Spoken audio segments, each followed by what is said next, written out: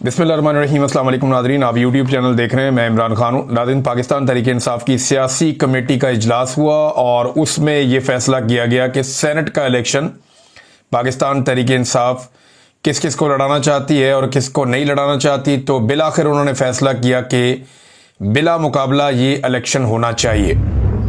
और पाकिस्तान तहरीक इंसाफ ने पहले अपोजिशन के साथ बातचीत की थी और अपोजिशन के साथ एक फार्मूला तय किया था जिसमें यह तय पा गया था कि 5 अरकान सेनेट के आएंगे अपोजिशन की जानिब से और 6 आएंगे हुकूमत की जानिब से। हालांकि पाकिस्तान तहरीक इंसाफ के अंदर जो एक दूसरा ग्रुप है जो इस बिला मुकाबला इलेक्शन की मुखालफत कर रहा है, वो नंबर इससे ज़्यादा बता रहे हैं। वो ये कह रहे हैं कि पाकिस्तान तहरीक इंसाफ कम से कम 7 और ज़्यादा से ज़्यादा 9 सेनेटर, बड़े अजीबोगरीब दावे वो कर रहे हैं कि मुंतखब वो करवा सकती है। बहरहाल ये तो बात कंफर्म है कि जितने सेनेटर इस वक्त पाकिस्तान तहरीक इंसाफ ने लिए हैं, यानी 6 का नंबर, उनसे एक सेनेटर कम से कम वो ज़्यादा और बनवा सकते थे और इसके लिए आदाद शुमार जो है वो बहुत ही क्लियर है।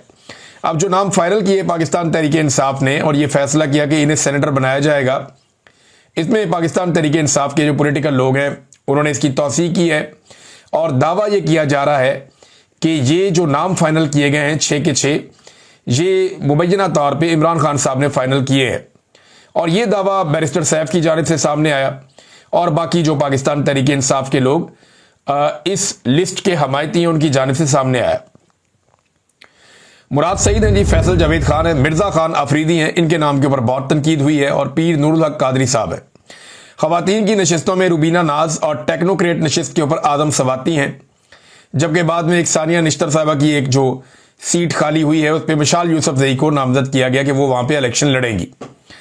अब मामला यह है कि पाकिस्तान तहरीक इंसाफ ने तो फैसला कर दिया कि बिला मुकाबला इलेक्शन करवाया जाए, लेकिन बिला मुकाबला इलेक्शन करवाने के लिए पाकिस्तान तहरीक इंसाफ के लिए जरूरी यह है कि वो कुछ भी करके जिन उम्मीदवारों ने अपने कागजात नामजदगी जमा करवाए हैं उनसे कागजात नामजदगी वापस करवाएं।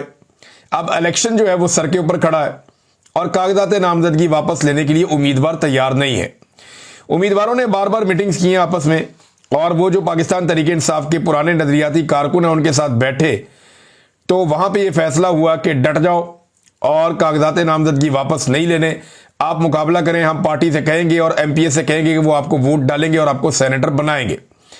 अब ये रोला पड़ गया। एक तरफ पीटीआई कह रही है बिला मुकाबला करना है, दूसरी तरफ पीटीआई ही कह रही है कि जी बिला मुकाबला नहीं करना, बल्कि जो सरमायादारों को टिकट दिया गया है ये काम गलत किया गया। होना ये चाहिए कि वर्करों को टिकट दिया जाए, क्योंकि वर्करों को टिकट दिया नहीं गया, लिहाजा वर्करों का ये हक है कि वो जाकर इलेक्शन लड़ें। अब यहां पे सरप्राइज भी आ सकता है, क्योंकि इससे पहले सरप्राइज खैबर पख्तूनख्वा को मिल चुके हैं बहुत सारे, ये एक सरप्राइज और भी खैबर पख्तूनख्वा को मिल सकता है। लिहाजा खैबर पख्तूनख्वा की वो डरी हुई है, वो बार बार मुज़ाकरात कर रही है। मुज़ाकरात के अब तक होने वाले 2 दौर जो है वो नाकाम हो गए हैं। इससे पहले कारकुनों ने यह भी कहा था कि वज़ीर आला हाउस का घेराव भी करेंगे, वो ये भी कह रहे थे कि एमपीएस को भी रोकेंगे और वो मुदाखलत करेंगे हर सूरत इस इलेक्शन के अंदर, और वो बिला मुकाबला इलेक्शन नहीं होने देंगे। मुज़ाकरात का दूसरा दौर भी नाकाम हो गया। अली अमीन गंडापुर नाराज सेनेट उम्मीदवारों को दस्तबरदारी के लिए ना मना सके, ये मीडिया के ऊपर खबरें चल रही हैं और हर जगह पर ये खबरें हैं। इरफान सलीम साहब का कहना है, ये उम्मीदवार है सेनेट के, इमरान खान साहब के बहुत पुराने साथी हैं, 2 दहाइयों से ज्यादा हो गया ये इमरान खान के साथ हैं। तो उनका कहना था कि हम सेनेट इलेक्शन से किसी सूरत दस्तबरदार नहीं होंगे।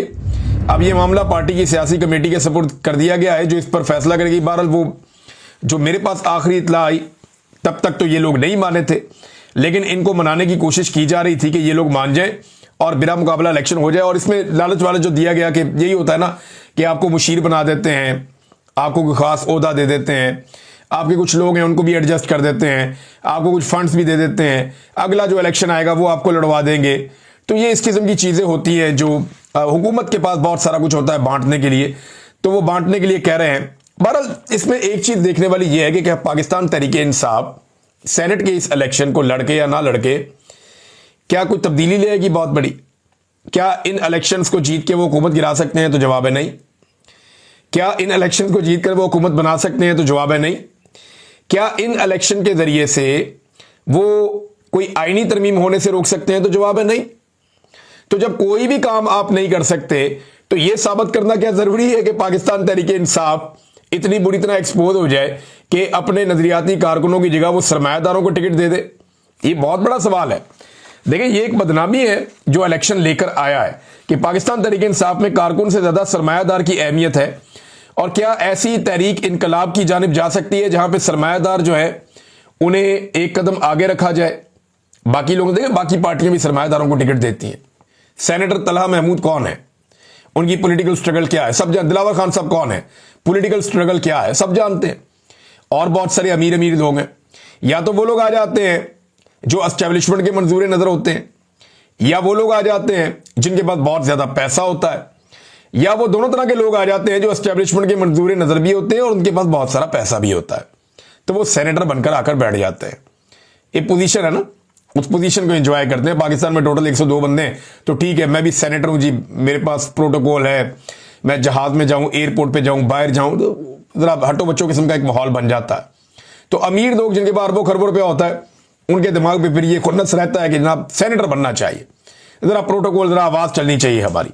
बहरहाल, क्या सरमायादारों को इमरान खान साहब ने वैसे जो नजरिया बताया पाकिस्तानियों को या पाकिस्तान तहरीके इंसाफ को, वो तो ये था कि एक आम तबके को आगे लेकर आना है सियासत के अंदर, जो अवाम में से हो। अवाम में से वही होगा ना जो आम आदमी होगा, और पैसे का असर रसूख पाकिस्तान की सियासत के अंदर खत्म करना है। ये इमरान खान साहब का एक्चुअल जो नजरिया है जिसके ऊपर वो बार बार बात करते हैं, वो तो ये है। मगर हमने देखा कि पाकिस्तान तहरीके इंसाफ ने सरमायादार के सामने सरेंडर किया है, और ना सिर्फ सरेंडर किया बल्कि पाकिस्तान के मीडिया को और सबको यह बताया कि यह सरेंडर हमारी जानिब से नहीं है, यह फैसला इमरान खान साहब ने किया है। यानी मिर्जा अफरीदी वाला फैसला उन्होंने डाल दिया इमरान खान साहब के खाते में। बाकी पॉलिटिकल पार्टीज भी ये काम करती हैं, पाकिस्तान तहरीके इंसाफ भी अगर ये काम करती है तो फिर बाकी पॉलिटिकल पार्टीज जो कुछ करती हैं और तहरीके इंसाफ भी अगर यही काम करती है तो फर्क कम हो जाता है ना, या फर्क खत्म हो जाता है। इससे ना एक मायूसी फैल रही है उन कारकुनों में जो जोर लगाते हैं जब वो ये देखते हैं कि उनकी तरह की कुर्बानी देने वाले लोगों की हैसियत नहीं है, और जो पैसा लेकर आ रहा है उसकी हैसियत है। जल्दी पर तेल का काम करते हैं। अब फवाद चौधरी साहब जैसा एक स्टेटमेंट आ गया, उन्होंने कहा जी मेरे पास भी 50 करोड़ होता तो मैं भी आज पाकिस्तान तहरीके इंसाफ के अंदर होता।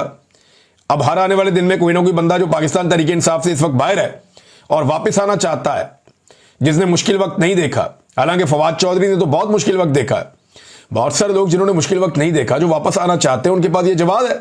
वो ये कह सकते हैं कि जनाब पैसे ले लो और हमें भी वापस आने दो, हमें भी वापस पार्टी के अंदर ले लो। अब नाज़रीन, पाकिस्तान तहरीके इंसाफ ने ये वाला इलेक्शन ना लड़कर, यानी बिला मुकाबला करके एक बात तो तस्लीम की है कि जो अदालती फैसला है वो पाकिस्तान तहरीके इंसाफ को तस्लीम है। यानी अदालती फैसले के बाद जो एक नई अददी हैसियत है असेंबली के अंदर अपोजिशन की, पाकिस्तान तहरीके इंसाफ ने उन्हें ज्यादा नशिस्तें देकर वो अददी हैसियत और वो फैसला तस्लीम कर लिया। सादा लफ्जों में आप ये कहें कि जिस फैसले के खिलाफ ये अपीलें करने जा रहे हैं और जिस फैसले के खिलाफ ये बोलते हैं और ये कहते हैं जनाब ये फैसला दुरुस्त नहीं हुआ, ये मखसूस नशिस्तों पर अपोजिशन का हक नहीं है, और वाकई नहीं है। कि आप किसी भी जाफिये से देखें, कोई भी आदमी इंसाफ और कानून वाला होगा वो कहेगा कभी भी इनका हक नहीं है अपोजिशन का। लेकिन एक तरफ कहते हैं ये इनका हक नहीं है, दूसरी तरफ उस हक को तस्लीम करते हुए उन्हें 5 नशिस्तें बिला मुकाबला दे भी रहे हैं बगैर लड़े। और पाकिस्तान तहरीके इंसाफ को डर इस बात का है कि होगा ये कि अगर इलेक्शन हो जाता है तो उनके एमपीए बिक जाएंगे। वैसे अब खरीदने के लिए टाइम ही कितना रह गया है, लेकिन खरीदने वाले तो जो है वो जबानी कलामी भी खरीद लेते हैं, यानी जबान दे देते हैं कि आपको हम ये देंगे, आप वोट यहां डालेंगे, और जबान के ऊपर भी काम हो जाता है। बहरहाल, एक और बड़ी खबर है नाज़रीन, मोहम्मद एजेंसी से दोबारा विजुअल्स आए और बहुत बड़े पैमाने पर जुमे वाले दिन लोग निकले हैं और अमन मार्च हुआ है, बड़ी तादाद में अवाम निकले। अवाम का दोबारा वही मुतालबा था, वो ड्रोन हमलों के खिलाफ एहतजाज कर रहे थे और मिलिट्री ऑपरेशन के खिलाफ आवाज उठा रहे थे, दहशतगर्दी के खिलाफ आवाज उठा रहे थे और अपने वसाइल और अपने हुकूक के लिए आवाज उठा रहे थे। खैबर पख्तूनख्वा में जितने भी कबायली इलाके हैं वहां अवाम बार बार निकलती है और वो एक ही बात करती है कि ड्रोन हमले बंद किए जाएं, हर किस्म का मिलिट्री ऑपरेशन जो है वो यहां पे हमारे इलाके में ना किया जाए, अमनो अमान हमारा बहाल किया जाए और यहां पे दहशतगर्दी को खत्म किया जाए और जो हमारे मादनी वसाइल है उनका तहफ़्फ़ुज़ किया जाए और हमारे मादनी वसाइल हमारे ऊपर खर्च हों, ना कि कोई और उनके ऊपर कंट्रोल करे। नाज़रीन, एक और कुछ तस्वीर आई हैं, ये तस्वीर अगर आप देखें तो ये बलूचिस्तान पूरे में बहुत वायरल हुई है। इस वक्त बलूचिस्तान के अंदर हर तरफ ये तस्वीर फैल रही हैं। गुज़िश्ता 24 घंटे के अंदर बेशुमार लोगों ने इन तस्वीर को देखा है और ये एक बाप बेटी की तस्वीर है। आपको मैंने मारंग बलोच की तस्वीरें दिखाई थी, वो हंस रही थी, मुस्कुरा रही थी और रियासत उनसे डरी हुई है। वो मारंग बलोच है। और ये अब तस्वीर आप देख रहे हैं, ये बेबो बलोच है जो गुज़िश्ता 4 माह से गैर कानूनी हिरासत में है। और ये बेबो बलोच के साथ जो साहब खड़े हुए हैं ना, ये मामा गफ्फार बलोच हैं। ये बेबो बलोच के वालिद हैं, एक आम आदमी है, वालिद है। बेटी को अंदर किया हुआ इसलिए कि बेटी बोलती बहुत है, सवाल पूछती है, आईनी और कानूनी हकूक मांगती है। बेटी जबरी तौर पे लापता किए गए लोगों के बारे में सवाल पूछती है। बेटी अपने वसाइल पर और अपने हुकूक पर आवाज उठाती है। तो बेटी इसलिए अंदर है, बाप इसलिए अंदर है कि बेटी नहीं टूट रही, और बाप इसलिए अंदर है कि उसने ऐसी बेटी पैदा क्यों की या ऐसी बेटी की परवरिश क्यों की। इस किस्म के जो मैसेजेस हैं वो आपको पूरे बलूचिस्तान में वहां आपको मिलेंगे और लोग उन्हें फैला रहे हैं। यानी यहां पे जो है वो सिमीदीन बलोच साहबा कहती हैं कि ये सिर्फ एक जज्बाती लम्हा नहीं, ये तारीख के सीने पर वो जख्म है जो मुजामत, कुर्बानी और रियासती जबर के सामने ना झुकने वाले हौसले की रोशन गवाही देता है। ये बाप बेटी एक ही जेल में कैद थे जहां एक आधी मुख्तसर मुलाकात की इजाजत थी, चंद लम्हे, चंद बोल और फिर तन्हाई की तवील जो है वो दौरानिया शुरू हो जाता था। और फिर उन्होंने बताया 10 दिन पहले इन्हें अलग अलग थानों में मुंतकिल कर दिया गया और यह सोचा गया कि शायद इन्हें अलग रखा जाएगा तो ये जल्दी टूट जाएंगे इनके हौसले। मगर आज जब वो अदालत के सामने आए तो ये बाप बेटी की मुलाकात ना थी, बल्कि 2 मज़ामतों का सामना था और 2 दास्तानें आमने सामने खड़ी थी। तो ये लोग रोते नहीं हैं बलोच, अब मैं ये देख रहा हूं जो लोग एहतजाज करते हैं या खवातीन खास तौर पे, बल्कि इनकी आंखों में हमें नजर आता है एक अज़म और एक रिएक्शन नजर आता है रियासती जबर के खिलाफ कि लोगों की जबरी तौर पे जो गुमशुदगियां हैं वो बंद की जाएं, लोगों के हकूक उन्हें वापस दिए जाएं। बलूचिस्तान के जो नाम के ऊपर जो फंड इकट्ठे किए जाते हैं वो बलूचिस्तान पे खर्च किए जाएं। बहुत सारी इनके शिकवाएं हैं, बहुत सारी शिकायतें हैं। अभी तो जो लोग शिकवे और शिकायतें करने वाले हैं उन्हें ही जेलों में बंद करके रखा हुआ है। अब मेरा एक सवाल है कि कुछ हमारे दानिश्वर हैं जो मरसिए सुनाया करते थे और अजीब अजीब बातें करते थे। जब मरियम नवाज को गिरफ्तार किया गया, नवाज शरीफ साहब से वो मुलाकात करने के लिए गई, जब वो वहां से निकली तो उन्हें गिरफ्तार कर लिया गया। तो वो ये कहते थे बाप की मौजूदगी में बेटी को गिरफ्तार किया गया, जो कि एक नहायत भोंडा और गलत तरीका था। एस्टैब्लिशमेंट ने उस वक्त जो किया वो गलत था और उस जुल्म के ऊपर बड़े मरसिए पाकिस्तान में सुनाए गए। ये जुल्म उन दानिश्वरों को नजर नहीं आ रहा कि बाप और बेटी को एक साथ हथकड़ियां डाल के रखा हुआ है, बाप और बेटी को एक ही जेल के अंदर रखा हुआ है, बाप और बेटी को एक दूसरे से मिलने भी बाद में नहीं दे रहे। तो आज बाप हथकड़ियों में जकड़ा हुआ अपनी बेटी के साथ खड़ा है, यह जुल्म उन्हें नजर नहीं आ रहा। क्या बेटी सिर्फ पाकिस्तान पूरे के अंदर मरियम नवाज है और उसी की इज्जत है? क्या बाप सिर्फ पूरे पाकिस्तान के अंदर नवाज शरीफ है और उसी का दिल दुखता है? क्या कोई और बाप और बेटी हो नहीं सकता, या इन लोगों का खून हल्का है जो बलूचिस्तान में रहते हैं? इस आदमी से भी पूछें कभी इसके दिल से, इसको अपनी बेटी से कितना प्यार है। इसको भी अपनी बेटी से उतना ही प्यार है जो कोई भी बाप अपनी बेटी से कर सकता है। इस बेटी से पूछें कि इसको अपने बाप से कितना प्यार है, जो जंजीरों में जकड़े हुए बाप के साथ खड़ी है, लेकिन मुजामत की अलामत बने हुए बाप बेटी टूट नहीं रहे। मेरे ख्याल में हमारे जो दानिश्वर हैं उन्हें यहां पे भी बात करनी चाहिए। अब वो कहां खप गए हैं, अब वो क्यों नहीं बात कर रहे? क्या इन लोगों का खून पानी है, या इनकी जिंदगियां सस्ती हैं, या इनके जज्बात नहीं है, या इनकी तकलीफ और दुख या ये कीड़े मकोड़े हैं? भाई हम बाकी लोग भी इंसान हैं, हमें भी दर्द होता है, हमें भी तकलीफ होती है, हमें भी इंसान समझा जाए। यह नहीं हो सकता कि एक शाही खानदान जो है उसकी छोटी सी बात को उठाकर आप बहुत बड़ा बना दें और बाकी दुनिया जलील होती रहे और आप कुछ तवज्जो ही ना दें उस तरफ। यह नहीं हो सकता, यह नहीं हो सकता। इस तरह सिस्टम चलेगा नहीं। और एस्टैब्लिशमेंट को यह कुछ अरसा सूट कर रहा है, लेकिन बिलाखिर एस्टैब्लिशमेंट को भी एक दिन इस बात की समझ आएगी कि उन्होंने कितना कुछ इस खेल में खो दिया है। नाज़रीन, मोहसिन नकवी साहब से सवाल किया गया कि डोनाल्ड ट्रंप से मुलाकात में इमरान खान के बारे में कोई बात हुई थी।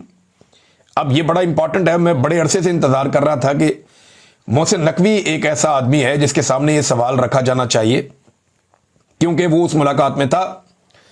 और जब मोहसिन नकवी के सामने रखा जाएगा तो वो जवाब जब आएगा तो वो इंपॉर्टेंट है। लेकिन अमेरिका में एक मीडिया ये कहता है, और बहुत सारे लोग फोन करके इस बात की गारंटियां दे रहे हैं, यानी मैं इसको श्योरिटी के साथ तो खबर दे नहीं सकता जब तक कि दोनों तरफ से कंफर्मेशन ना मिल जाए, लेकिन वन साइडेड खबर यही आ रही है कि जनाब डोनाल्ड ट्रंप ने बात की थी इमरान खान के बारे में, ये दावे कर रहे हैं लोग, लेकिन दूसरी जानिब से बिल्कुल खामोशी थी। डोनाल्ड ट्रंप की हुकूमत भी खामोश है। तो ये तो मोहसिन नकवी साहब बता सकते थे, क्योंकि आसिम मुनीर साहब से तो सवाल होना नहीं है, फील्ड मार्शल साहब से। तो मोहसिन नकवी साहब से सवाल हुआ तो उन्होंने कहा जी वो एक हलफ के पाबंद हैं, लिहाजा वो ये नहीं बता सकते कि मुलाकात में इमरान खान साहब से मुतालिक बात हुई या नहीं हुई, हलफ है उनका। देखिए हलफ ये तो होता है कि मुलाकात के अंदर जो चीजें हुई या जो चीजें तय हुई वो चीजें बाहर नहीं आएंगी, ये तो हलफ हो सकता है। लेकिन जो चीजें मुलाकात में नहीं हुई उनके बारे में तो कहा जा सकता है ना कि ये चीज तो भाई ये तो थी ही नहीं, इसके बारे में तो कोई जो बात ही नहीं हुई उसके ऊपर क्या हलफ है। तो यहां पे फिर थोड़ा सा शुबा पैदा हो जाता है कि शायद बात हुई हो, लेकिन हम अभी भी ये मार्जिन ऐसे ही रखते हैं कि जब तक कोई कंफर्म इतला नहीं आती है, दोनों फ्रीकैन में से कोई एक खुलकर नहीं कहता कि इमरान खान के इशू के ऊपर बात हुई थी, तब तक इसको आप एक ऐसी खबर के तौर पे देख सकते हैं जो एक मीडिया ने दी, और वो भी वन साइडेड दी, और दूसरी तरफ का कोई मौकिफ नहीं था, बल्कि उन्होंने सिर्फ इतना बताया कि ट्रंप ने ये बात की और उसके जवाब में फील्ड मार्शल आसिम मुनीर ने क्या कहा उसके बारे में उन्होंने कुछ नहीं कहा। तो ये खबर वैसे भी मुझे नामुकम्मल लगती है, और इसमें जान तभी पड़ती है जब पता चले कि दोनों तरफ से कन्वर्सेशन क्या हुई और बातचीत क्या हुई। नाज़रीन, जो हालिया बारिशें हुई है ना, इन्होंने एक बात बड़ी क्लियर कर दी है कि कुदरत के साथ हमने बहुत अजीबोगरीब तरीके से खेला है। जो सदियों से रास्ता था ना, नदी नालों का, पानी के बहाव का रास्ता था, जहां पे जंगल हुआ करते थे, बीच में पानी के बहाव के बहुत सारे रास्ते थे, उन जगहों पे जंगलों की कटाई की गई शहरों के आसपास, और वो जो इलाके थे सारे के सारे जहां पे खेत हुआ करते थे या पॉन्ड एरिया थे, या जहां से पानी गुजर के निकल जाता था, या जहां पे छोटी मोटी झीलें बन जाती थी, उन तमाम इलाकों के जमीनों को सीधा करके और दरख्तों को काट के वहां पे रेजिडेंशियल सोसाइटियां बना दी गई। रावलपिंडी डिवीजन में यह काम सबसे ज्यादा किया गया है। अरबों खरबों रुपया एक एक सोसाइटी के मालिक ने कमाया है, और यहां पे ऐसे ऐसे बंद बांध दिए इन सोसाइटी वालों ने कि अब पानी का जो नेचुरल बहाव था, जो सदियों से चल रहा था, वो रुक गया है। अच्छा, वो बहाव रुकने के बाद एक अजीबोगरीब सूरत पैदा हो गई है, जहां जहां पानी होता है वहां इकट्ठा हो जाता है और लोगों की प्रॉपर्टीज को नुकसान पहुंचाता है, और पानी नए रस्तों की तरफ जाता है और नए इलाकों में जाकर घुसता है। उन इलाकों में पानी इकट्ठा हुआ जहां पे पहले माजी में कभी नहीं गया, और उसकी वजह यह है कि गुज़िश्ता चंद सालों में बहुत तेजी से बहुत बड़े बड़े बंद बनाए गए हैं, रास्ते बंद किए गए हैं। और इसकी वजह क्या है? इसकी वजह रिश्वत है, सिफारिश है, लालच है, नालायकी है, नाकस मनसूबाबंदी है। जो टाउन प्लानिंग होती है उसके नाम के ऊपर काम ही कोई नहीं होता। जो आपके ज़िले महकमे हैं वो सारे के सारे किस काम पे लगे हुए हैं? वो सियासत कर रहे हैं या सियासी मामलात में लगे हुए हैं। अपने काम पे किसी की तवज्जो ही नहीं है। दिन रात लिस्टें बनाते हैं, इसको पकड़ो उसको छोड़ो, इसको पकड़ो उसको छोड़ो, फलाना एमपी आ गया उसको ये कर दो, यहां पे जलसा नहीं होने देना, वहां पे जुलूस नहीं होने देना, ये रैली क्यों निकली है, पीटीआई का झंडा क्यों लग गया। वो सारा दिन बेचारे इसी कामों पे लगे रहते हैं। जो काम करने वाले हैं वो करते नहीं। ख्वाजा आसिफ का स्टेटमेंट है इस पे, जहां भी बारिश और सैलाब से जानी और माली नुकसान हुआ है वहां नदी नालों के किनारों पर मिली भगत से नाजायज तामीरात की वजह से ही हुआ है। ये वही बात कर रहे हैं जो हकीकत में इसका इशू है। जब नाजायज तामीरात हो रही थी तो हुकूमती इदारे कहां होते हैं?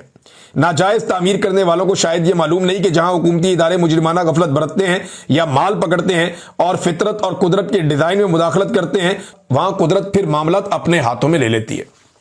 मामला यह है कि कुदरत ने तो मामला अपने हाथों में ले लिया है, पाकिस्तान का कानून यह मामला अपने हाथों में कब लेगा? और इन लोगों को कब पकड़ा जाएगा जिन्होंने ये एनओसी जारी किए हैं, जिन्होंने ये नक्शे देखे बगैर पास कर दिए हैं, जिन्होंने यहां से नदी नालों के रास्ते जो हैं जो पुराने चल रहे थे, जो पानी का बहाव जाता था, उनके ऊपर काम किए बगैर वो सिविल इंजीनियर कहां पे गए जो सारे भर्ती किए हुए हैं? वो सारे टेक्निकल ऑफिसर्स कहां पे गए जो भर्ती किए हुए हैं? वो सारे महकमे कहां पे गए जिनका ये काम था? चाहे वो आबपाशी का महकमा है, चाहे वो मौसमियात का महकमा है, चाहे वो बाकी महकमे हैं, जिले इंतजामिया है, बहुत सारे और महकमे इसमें इन्वॉल्व होते हैं। वो सारे किधर गए जो ये बताते थे कि पानी का ये बहाव जो है ये जाना चाहिए वरना ये प्रॉब्लम क्रिएट कर देगा, ये नेचुरल बहाव है, इसको चलने दें, और उसको रोक दिया गया। रोकने का नतीजा आपके सामने। लिहाजा ये जो कुछ भी हुआ है ख्वाजा आसिफ साहब, इसमें पंजाब के अंदर तो आपकी हुकूमत ही चलती रही है लंबा अरसा, उस्मान बुज़दार की हुकूमत भी आई है बीच में, लेकिन लंबा अरसा तो आपकी हुकूमत ही चलती रही है। परवेज़ मुशर्रफ साहब के दौर में कुछ बड़े बड़े लोगों को, कुछ बड़ी बड़ी जो है वो रेजिडेंशियल सोसाइटियों को मौका मिला था, लेकिन उनके जाने के बाद तो तबाही फिर गई। हर तरफ एक सोसाइटी खुल गई है, हर तरफ एक सोसाइटी नहीं खुल गई है, और ये ट्रेंड जो है उसको रोकने में आप लोग बिल्कुल नाकाम रहे हैं। मुझे अच्छी तरह याद है शहबाज शरीफ साहब ने एक दिन मेरे सामने बैठकर कहा था कि मैं हेलीकॉप्टर पर काफ़ी अरसे के बाद, जब वो नए नए आए वज़ीर आला बने, उन्होंने कहा जी मैं हेलीकॉप्टर पर काफ़ी अरसे के बाद मैंने जब फ्लाई किया लाहौर से तो मुझे अंदाज़ा हुआ कि लाहौर तो पहले जैसा रहा ही नहीं, बल्कि तमाम बड़े शहरों के आसपास ऐसी सोसाइटियां बन गई हैं जिन्होंने हमारे खेत और खलियान ख़त्म कर दिए हैं, जिन्होंने ग्रीन एरियाज तबाह कर दिए हैं। तो हमारी जो नेचर है वो तबाह हो रही है और इसके बड़े असरात हो सकते हैं। शहबाज शरीफ साहब को इस बात का आइडिया 2008 में ही था जब वो वापस आने के बाद वज़ीर आला बने थे, लेकिन बजाय इसके कि इसके ऊपर वो अमल दरामद करते या रोकथाम करते, वो भी ऐसा लगता है इसके बेनिफिशियरी बन गए और उसकी वजह से आज मामला कहां पे पड़ा है आपके सामने है। अब तक के लिए इतना ही। अपना ख्याल रखिएगा, अपने चैनल का भी। अल्लाह हाफिज।